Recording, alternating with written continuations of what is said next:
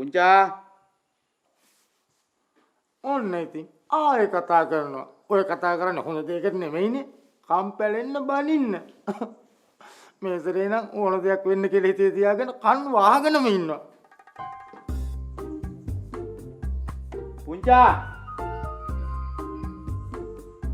මේ නෝනාලානි.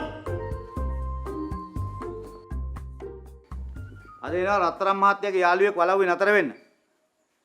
මේ මහත්තයාට හොඳට ආගන්තුක සත්කාර කරන්න ඕන. කෑම් බීම් මිදුම් හිටුම් හැම දෙයක්ම මේ මහත්තයා හිතේ හැටියට කරන්න ඕන. මේක කොහෙන් තියෙනව? මං ගිහිල්ලා එන්නම් ඉස්සරහට.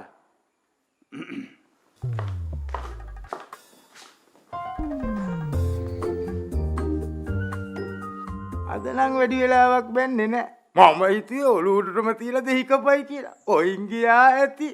බැන්නේ දේවල් ඇහුනෙත් නැහැ, බැන්නේ දේවල් පෙවුනෙත්